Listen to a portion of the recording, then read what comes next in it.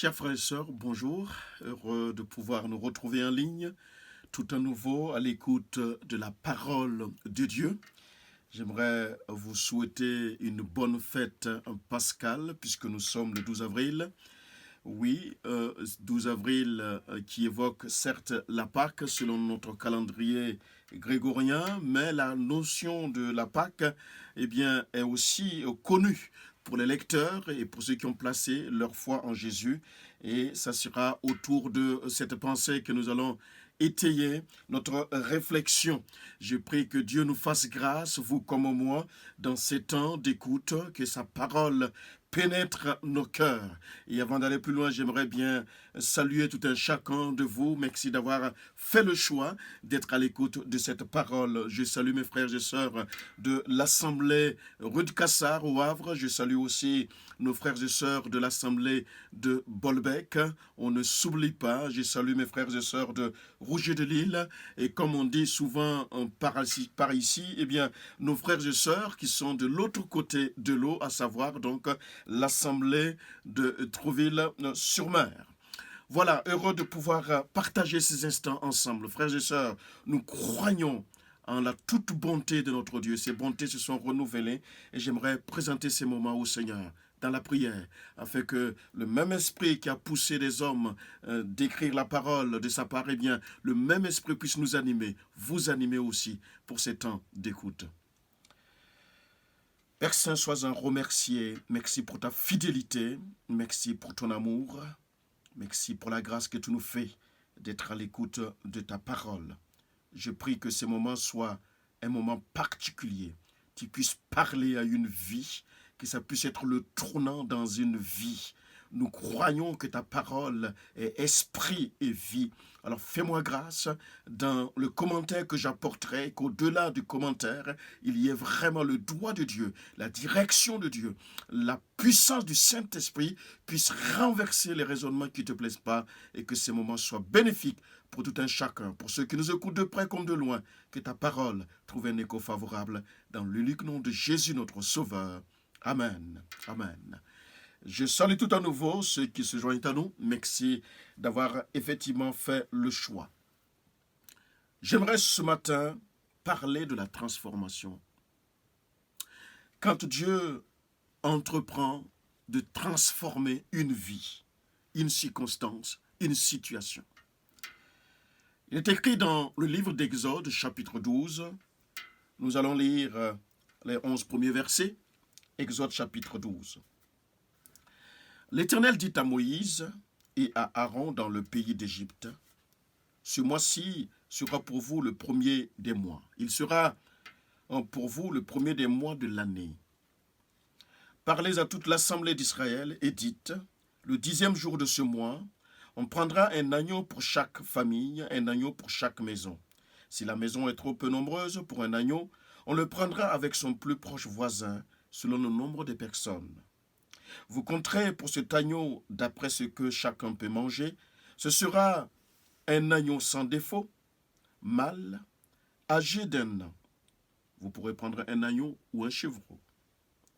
Vous le garderez jusqu'au 14e jour de ce mois, et toute l'assemblée d'Israël l'immolera entre les 2 soirs. On prendra de son sang et on mettra sur les 2 poteaux et sur le linteau de la porte des maisons où on le mangera. Cette même nuit, on en mangera la chair, rôtie au feu. On la mangera avec des pains sans levain et des herbes amères. Vous ne le mangerez point à demi-cuit et bouilli dans l'eau, mais il sera rôti au feu avec la tête, les jambes et l'intérieur. Vous n'en laisserez rien jusqu'au matin, et s'il en reste quelque chose le matin, vous le brûlerez au feu. Quand vous le mangerez, vous aurez vos reins sains, vos souliers aux pieds et votre bâton à la main. Et vous le mangerez à la hâte. C'est la Pâque de l'Éternel. Amen. La Pâque de l'Éternel. Amen. Quelle grâce d'être au bénéfice de la parole de Dieu. C'est vraiment notre ancre sûre. Et quelles que soient les tempêtes, nous sommes plus que jamais assis, bien sûr, dans la foi. La Pâque est une instruction sublime sur la nature du plan de salut en Jésus-Christ. La Pâque est de loin d'être un simple récit que raconte le départ et l'arrivée du peuple de Dieu, à savoir les Hébreux, qui partent d'Égypte jusqu'en la terre promise. Lorsque l'Éternel Dieu demande aux Hébreux de mettre du sang sur le linteau et sur les poteaux des portes de leur maison, il ajoute au verset 13, « Le sang vous servira de signe sur les maisons où vous serez. Je verrai le sang et je passerai par-dessus vous. Et il n'y aura point de plaie qui vous détruise quand je frapperai le pays d'Égypte. » Un signe. Et ce signe, c'est le sang sur le linteau et les deux poteaux de nos maisons. La fondation sur laquelle repose l'exclusion du jugement n'a rien à voir avec qui sont les gens de la maison ou dans ces maisons. Ce n'est pas à l'intérieur des maisons que le regard de l'Éternel se pose, mais le regard de Dieu se pose sur le sang qui couvre les linteaux, le linteau des portes. Mes amis, ici et dans ce contexte, sachant que le salut n'est pas offert en vertu du caractère moral ou juste des gens qui s'y trouvent dans la maison. Ici, il est question, et c'est en vertu d'un acte d'obéissance. Un acte d'obéissance qui consistait à faire ce que Dieu demandait. Très simple et très efficace, mettre du sang sur les portes et sur le linteau de nos maisons. Ainsi, je crois, le salut en Jésus, dont l'institution de la Pâque est la préfigure, devient pour nous la réalité spirituelle. Notre salut a un écho et un fondement qui est le sang de Jésus-Christ.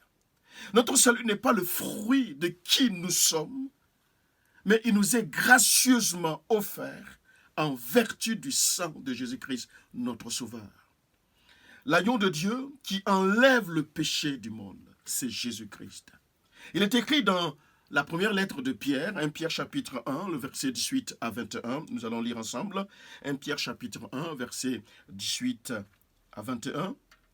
Sachant que ce n'est pas par des choses périssables, par de l'argent ou de l'or, que vous avez été rachetés de la vaine manière de vivre que vous aviez hérité de vos pères, mais par le sang précieux de Christ, comme d'un agneau sans défaut et sans tache, prédestiné avant la fondation du monde et manifesté à la fin des temps, à cause de vous, qui par lui croyez en Dieu, lequel l'a ressuscité des morts et lui a donné la gloire, en sorte que votre foi et votre espérance reposent sur Dieu. Amen. Amen. Quel bel programme. C'est alors qu'Israël va faire ses premiers pas vers Canaan. La nuit où la recommandation a été donnée, chacun devrait être debout en train de manger, ce veau ou ce chevreau. Quand cet épisode va se dérouler très tôt le matin, conduit et sous la direction de Dieu par Moïse, le peuple se dirige vers la terre promise, vers Canaan. La Bible nous précise que 600 000 hommes, sans compter les enfants, les animaux et plusieurs autres espèces, sortirent de l'Égypte en direction de la terre promise. Enfin, une grâce leur a été offerte. Moïse, le libérateur, après avoir, pendant quelques années, erré ça et là dans le pays de Madian, revient, conduit par Dieu, pour amener le peuple à vivre sa libération. Et Israël, à sa sortie d'Égypte, la Bible nous dit qu'il allait dans un pays en direction d'une terre promise où coule le lait et le miel. Et le peuple a dû se dire qu'après une telle Pâque, après un tel temps de confinement, même si ce fut court pour ce qui est de la nuit où ils ont mangé l'agneau, eh bien, après le passage aussi de la mer Rouge, parce que quand ils sont partis, ils sont arrivés à la mer Rouge en premier lieu, et là, quelque chose s'est passé, puisque Dieu va permettre à ce que son peuple traverse la mer Rouge, et le dernier qui sort et le dernier qui rentre du côté des pharaons va se retrouver comme englouti totalement par la mer. Et le peuple est sorti indemne. Le peuple de Dieu a traversé à sec la mer Rouge. Quelque chose se passe là. Et dans le cœur du peuple, eh bien, ils ont vu le bras tendu, la main tendue, eh bien, de leur Dieu. Ils allaient vers la terre promise. Israël était dans la joie. Le peuple a vécu le secours de Dieu. Pharaon a été englouti avec son armée. Israël était donc dans une telle allégresse que pour la première fois, le peuple à l'unisson va chanter en l'honneur de l'Éternel. Un chant spontané, un chant sans répétition, un chant de libération, un chant de délivrance. Et après ces moments, après ces épisodes, voici ce qui va arriver au peuple. Et nous allons effectuer une autre lecture dans Exode chapitre 15, versets 22 à 25. Exode 15, 22 à 25. Moïse fit partir Israël de la mer Rouge. Ils prirent la direction du désert de Chour, et après 3 journées de marche dans le désert, ils ne trouvèrent point d'eau. Ils arrivèrent à Mara. Mais ils ne purent pas boire l'eau de Mara parce qu'elle était amère. C'est pourquoi ce lieu fut appelé Mara. Le peuple murmura contre Moïse en disant « Que boirons-nous » Moïse cria à l'Éternel, et l'Éternel lui indiqua un bois qu'il jeta dans l'eau, et l'eau devint douce.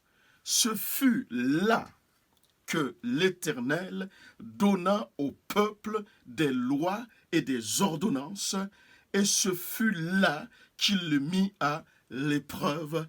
Amen. Mes amis, est-ce que vous saisissez le plan de Dieu dans le processus de la libération de son peuple? Il fait sortir son peuple, il démontre sa force en engloutissant toute une armée et conduit de façon volontaire son peuple à rencontrer les eaux de Mara. Et nous venons de lire que le peuple murmura contre Moïse, et face à ce murmure, l'homme de Dieu lance un cri à l'Éternel. Notre Dieu entend les cris. Dieu que tu aimes, qui t'aime, entend les cris de ses enfants. La parole de Dieu dit que l'Éternel entend le cri de malheureux. Et pour le même peuple, il est dit que Dieu entendit le cri de son peuple et il est descendu. Je suis en train de te dire simplement que le cri que tu peux lancer à Dieu, il entend. Et je m'entends quand je parle de cri, les questions de tes prières, de tes supplications, l'Éternel entend. Et face à cet épisode, alors que Dieu planifie et trouve et donne la solution, j'aime particulièrement cette partie-là. Il est écrit que ce fut là que l'Éternel donna au peuple des lois et des ordonnances, et ce fut là qu'il le mit à l'épreuve. Qu'il le mit à l'épreuve. Sais-tu que là où tu penses que c'est bloqué, c'est cet endroit-là, c'est dans cette saison-là, c'est dans cet épisode-là que Dieu décide de te communiquer ses lois, ses ordonnances. Ton Dieu t'attire dans un temps d'isolement. Il t'attire dans un temps de confinement pour parler à ton cœur, pour déposer au fond de ton âme ses lois et ses ordonnances. C'est merveilleux. Alors que nous sommes effectivement dans cette période où nous sommes confinés, Dieu désire parler à ton cœur, à mon cœur, à nos âmes, de façon particulière, quitte à ce que nous soyons prêts à l'entendre nous parler. Il arrive parfois qu'on se sent désarmé quand on rencontre des obstacles, des difficultés sur le terrain de la bénédiction, n'est-ce pas? Israël, le peuple partait dans une terre où le lait, où le miel coule. Promis par Dieu. Mais pour l'instant, alors qu'ils traversent la mer Rouge, il n'y a que le désert à l'horizon. La sécheresse, la soif. Pourtant, c'est Dieu qui les conduit. Nous lisons que c'est au bout de 3 jours de marche, et qu'Israël a pu trouver de l'eau. Ouf, enfin de l'eau. Mais ce n'est pas fini. C'est Dieu qui les avait conduits à Mara. La Bible nous dit aussi que quand ils ont bu l'eau, ils la trouvèrent amère. Le peuple murmure contre Moïse, alors que Dieu avait pris le temps de faire goûter ce qui est amer à son peuple. Il les avait initiés au goût amer. Oui, il est écrit dans Exode 12:8, « Cette même nuit, on en mangera la chair rôtie au feu, on la mangera avec des pains sans levain et des herbes amères. » Ce n'était pas la première fois que le peuple goûte à ce qui est amer. Ce n'était pas la première fois que l'amertume colle à leur palais. Ils avaient une notion de ce qui est amer. Mais d'où viennent les murmures? La mer était dans le rôti de veau, mais pour leur délivrance, il n'y a pas eu de murmure. Et la mer se présente alors qu'ils ont soif, il y a des murmures. Mes amis, il y a de quoi réfléchir. Mon frère, ma soeur, ce que tu goûtes en ce moment est très amer, certes. Mais au lieu de murmurer contre les événements, au lieu de murmurer contre tes proches, souviens-toi de l'agneau pascal. Pour ce qui est du peuple juif, c'est une chose. Mais souviens-toi de Jésus-Christ, l'agneau de Dieu immolé pour ta cause. Souviens-toi de ton passage de l'esclavage, de l'esclave à l'affranchi. Souviens-toi de ton passage des ténèbres à son admirable lumière. Il y a une chose à retenir. Ce n'est pas par sa propre volonté qu'Israël était arrivé par ce chemin où il y avait Mara. C'est Dieu qui ordonnait leurs pas. C'est Dieu qui ordonnait les pas du peuple. Par le biais de la colonne de nuée. Les eaux de Mara pourraient représenter ce qui est contraire aux promesses de Dieu. Je peux alors comprendre que tu vis aujourd'hui, ou ce que tu vis, ce que tu traverses aujourd'hui, eh bien, ressemble en rien aux promesses que Dieu t'a faites. Tu peux même les énumérer. Oui, tu as entendu Dieu te parler. Il a conduit les circonstances pour accomplir ses promesses. Mais voilà que, en ce moment, tout semble être comme le contraire. Et tu te poses plein de questions. Que dois-je faire?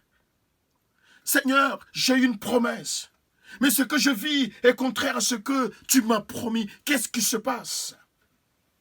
Laisse-moi te dire, mon ami, même si c'est amer, même si l'amertume est en train de prendre la place, n'abandonne pas ce que le ciel t'a promis.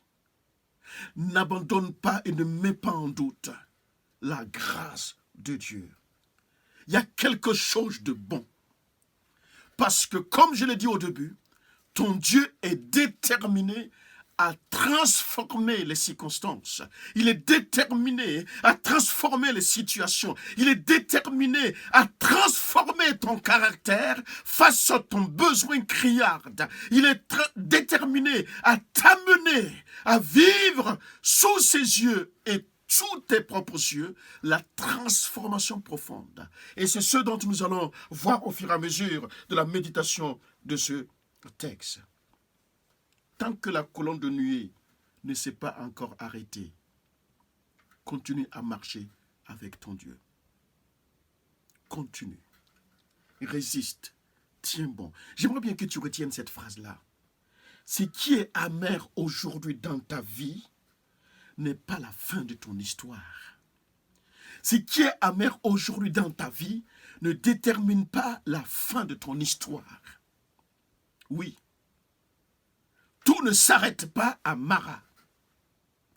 Israël ne s'est pas arrêté à Mara. Mais Mara faisait partie du parcours d'Israël. Dans ton parcours, mon ami, tu rencontreras, sinon que tu as déjà rencontré, des eaux amères, imbuvables, non potables, non consommables. Mais fais confiance en ton Dieu. Alors que l'interrogation grandit en toi face à ce qui est imbuvable, face à ce qui est non potable, ton Dieu est déterminé à rendre potable la circonstance, à rendre vivable la circonstance. Alors il n'y a pas lieu de murmurer. Compte et appuie-toi sur ton Dieu, mon ami. Parce que ton Dieu transforme les situations.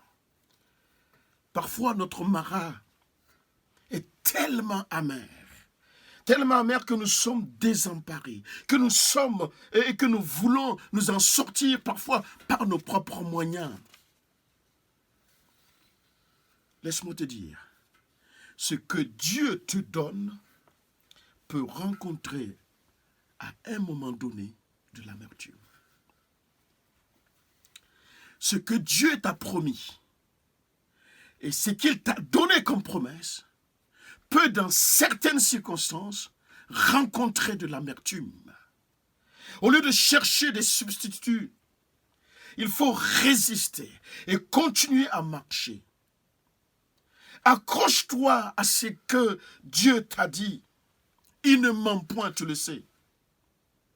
Combien de fois il t'a montré, il t'a démontré, il a balayé sur ton chemin pour prouver sa fidélité à ton insu. Combien de fois il a renouvelé ses bontés. Combien de fois il t'a sauvé. Il t'a tiré de l'affaire. Combien de fois il a été fidèle dans les moindres détails de ta vie. Et tu le sais au fond de ton cœur.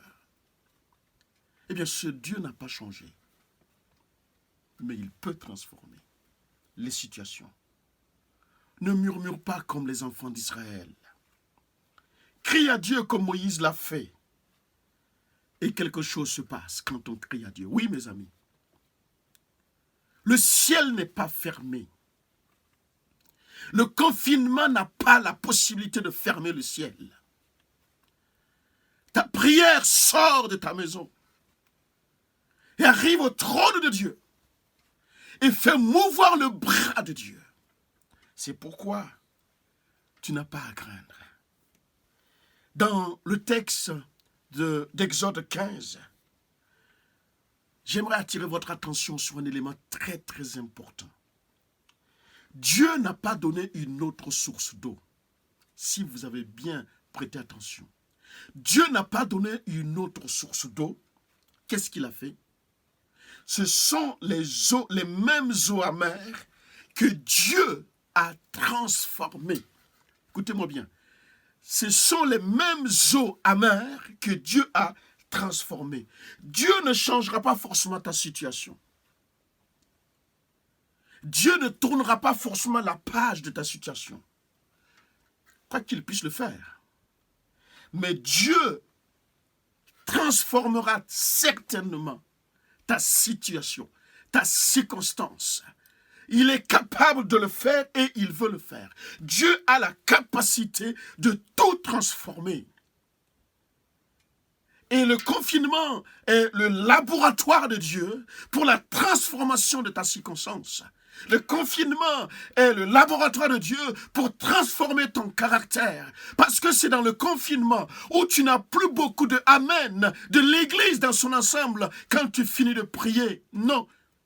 Dans le confinement, tu n'as peut-être plus l'occasion d'exercer tes talents pour l'édification du corps de Christ. Dans le confinement, le regard et l'intérêt est porté sur le donateur plutôt que sur le don. Écoute-moi, toi qui joues de la musique, de la guitare, du piano, de la batterie et j'en passe, toi qui as tant et tant fait du bien au corps de Christ, de par ce talent, de par ce don spirituel que Dieu t'a fait, aujourd'hui, au nom du confinement, il n'y a plus momentanément cette possibilité. Il n'y a plus la capacité de le faire. Tu es comme retrouvé tout seul avec ton Dieu. Oui, peut-être que tu l'exerces, ou tout seul avec ton Dieu ou en famille. Mais j'aimerais te dire une chose. L'essentiel, c'est quoi? L'essentiel, c'est quoi? Sois sensible à la qualité de ta relation avec le donateur qui est Christ lui-même plutôt que le don. Tu devrais comprendre que Dieu veut t'avoir avec lui. Il veut que quelque chose se passe tout à nouveau entre lui et toi. Je souhaiterais que l'on puisse considérer quelques instants la solution de Dieu. La solution que Dieu trouve face à ce peuple assoiffé, désemparé, à ce peuple qui peut-être ne peut plus crier parce que la gorge, plus que nouée, est asséchée. Dieu trouve une solution. Mon frère, Dieu a une solution à ta situation. Dieu a prévu une solution à ta circonstance. Il n'y a pas lieu de paniquer. C'est dans le calme et la confiance, nous dit la parole. Sois calme, reste calme. Tu verras ton Dieu agir. Il combat pour toi dans la circonstance que tu traverses, dans l'incompréhension que tu vis. La Bible dit qu'il y avait beaucoup de bois à l'endroit où était le peuple. Beaucoup de bois. Il y avait un bois. Mais Dieu va indiquer précisément, exactement à Moïse le bois qu'il fallait. Ah, c'est beau ça. Les eaux de Mara, le peuple de Dieu, ainsi que tout son bien, y compris le bétail et le bois. Dieu dit à Moïse, prends ce bois-là et quelque chose va se passer.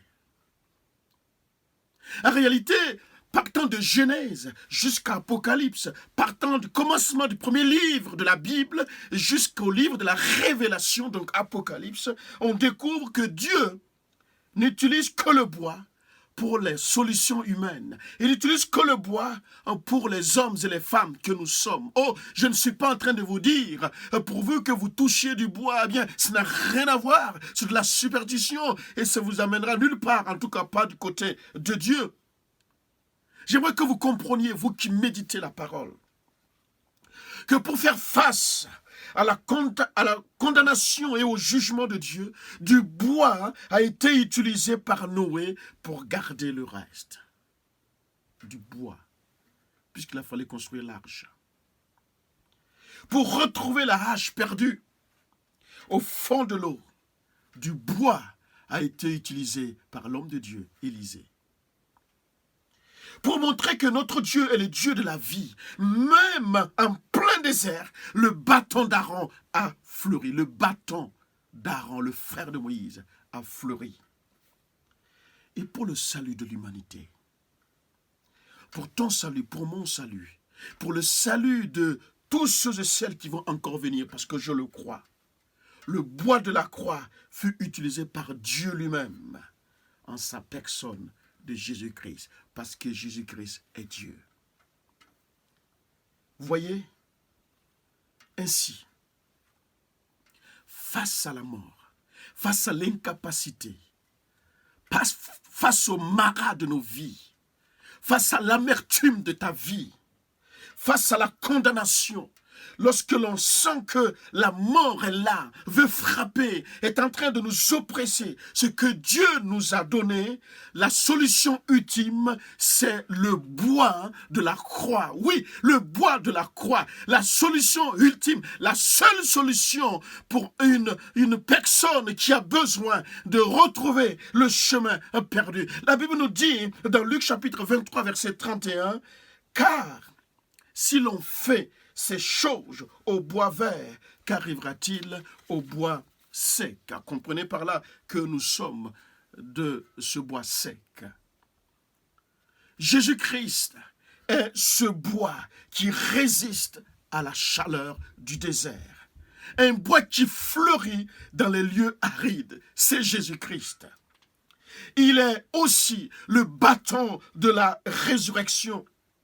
Ce qui fait que même si tout est sec, vous pouvez encore refleurir, reprendre vie, comme ce fut le cas du bâton d'Aaron dans Nombre 17. Et quand vous lisez, vous verrez que le bâton était à un endroit où le système photosynthèse ne répondait à aucune norme. Oui, en plein désert. Mon ami, alors que tu traverses le désert de la vie, tu traverses le désert de la maladie, le désert de la solitude, le désert de l'incompréhension, oui, il peut y avoir encore une vie si Christ fait son entrée dans ta vie. Si tu l'acceptes, si tu le reçois comme ton sauveur personnel, en ce moment même, alors que tu écoutes la parole, il peut y avoir encore de la vie, parce que Jésus-Christ est le chemin, la vérité et la vie. Nul ne vient au Père que par lui et lui seul. Amen. Tu ne peux pas accéder à Dieu le Père sans passer par Jésus. Jésus est le bois qu'Élisée a utilisé pour retrouver la hache qui était perdue selon l'épisode de 2 Rois chapitre 6 versets 1 à 7. Tout ce qui est perdu peut être retrouvé. Alléluia. Tout ce que tu as perdu peut être retrouvé. Les évangiles nous en racontent. Et quelle réalité! Le fils prodigue a été retrouvé. Cette femme qui avait perdu sa drachme a retrouvé. Oui, avec foi et conviction, écoute-moi bien, tu peux retrouver la joie de vivre en Jésus-Christ. Tu peux retrouver la santé en Jésus-Christ. Tu peux retrouver la paix de ton cœur en Jésus-Christ. Parce que Jésus-Christ est la vie. Alléluia. Il est la vie.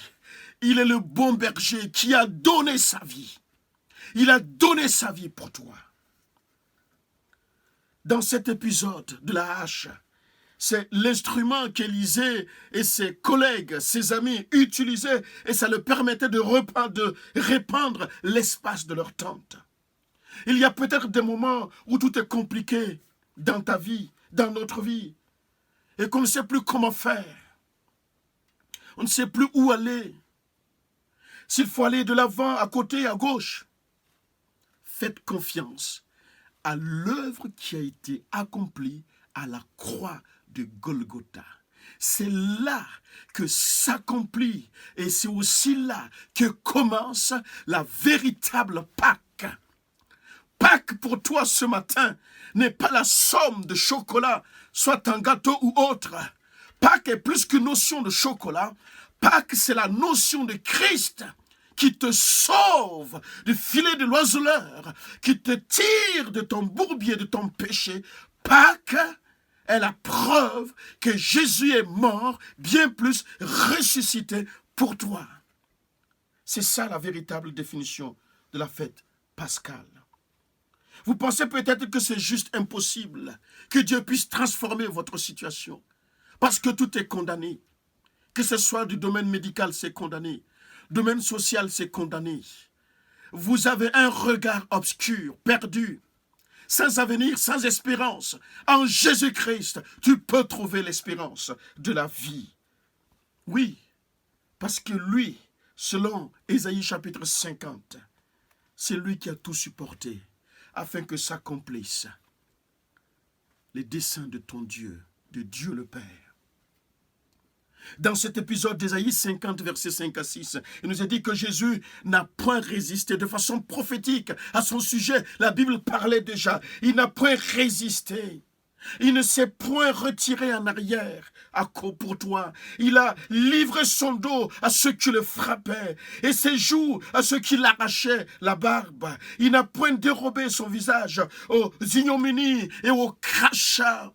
Le Fils de Dieu a tout donné, il a tout accompli. Tu n'as plus besoin d'accomplir quoi que ce soit. Tu n'as plus besoin d'ajouter une œuvre. Jésus a tout accompli. Alléluia. Vous savez, en définitive, le message du bois, c'est la croix.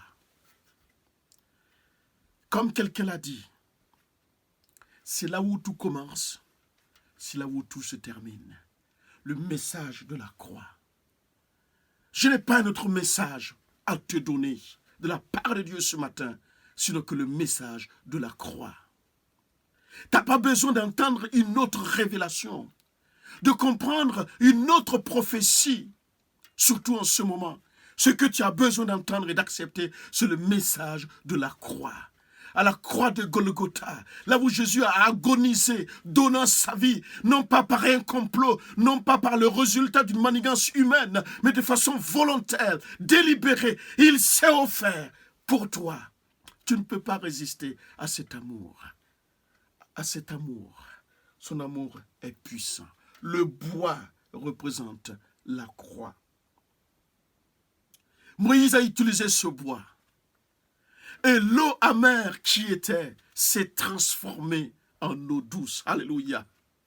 C'est lorsque la croix rentre dans ta vie, que tout ce qui était amer devient douce. Lorsque la croix a un écho favorable, l'œuvre de la croix, quelque chose se passe. Oui, les choses anciennes sont passées et toutes choses sont devenues nouvelles. La croix répond à des exigences et la croix ce matin te demande de te repentir, de t'humilier, de reconnaître que tu as vécu sans Christ et que ce matin, seul Jésus décide et veut te sauver de cette situation.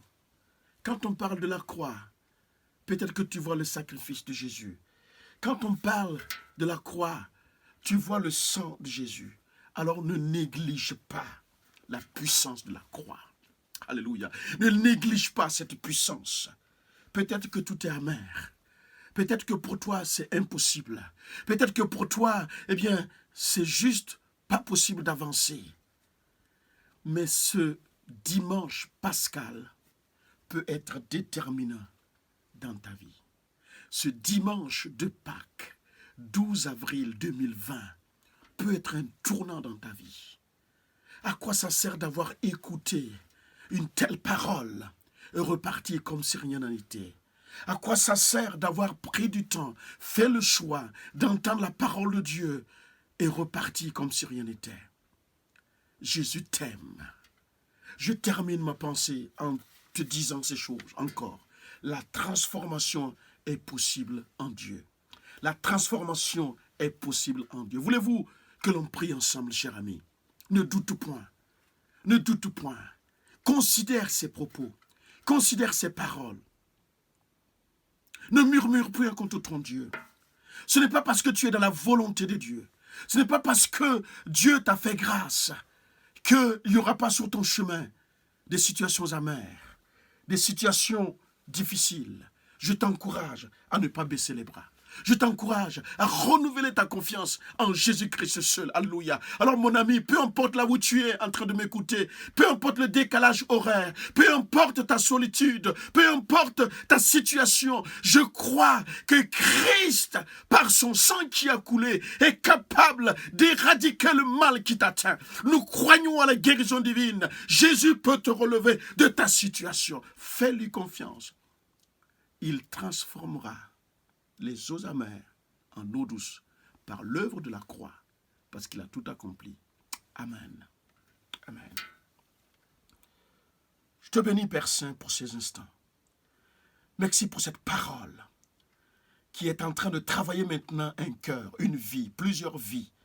Je prie au nom de Jésus que cette parole pénètre les vies et ne revienne point à toi sans avoir accompli son effet. Au nom de Jésus, tu touches celui qui est malade. Tu saisis celui qui est comme dans l'impasse de la vie. Tu es celui qui ouvre les portes. Tu peux maintenant agir au nom de ton Fils Jésus. Alors que nous sommes confinés, il n'y aura pas lieu de se décourager. S'il y avait une âme découragée, une âme abattue, s'il y avait une famille qui traverse dans des crises de communication, au nom de Jésus, libère cette famille comme tu as fait pour le peuple d'Israël. Libère certains qui ont besoin de ta grâce. Merci d'avoir pris du temps. Merci d'avoir prêté oreille à ton peuple en ce jour. Dans le nom de Jésus, mon Sauveur. Amen. Amen. Et foi en Dieu, mon ami. Prends courage. Ne capitule pas. N'abandonne pas. Et résiste. Tiens bon. Sois ferme dans tes sentiments. Et que la paix de Dieu soit sur vos familles, vos foyers. Et je vous dis à très bientôt. Si le Seigneur nous donne encore la possibilité d'aller plus loin, eh bien nous nous retrouverons très bientôt. Soyez-en bénis. Et je crois de tout mon cœur que Dieu veut nous éduquer, nous enseigner dans ces périodes de confinement. Amen.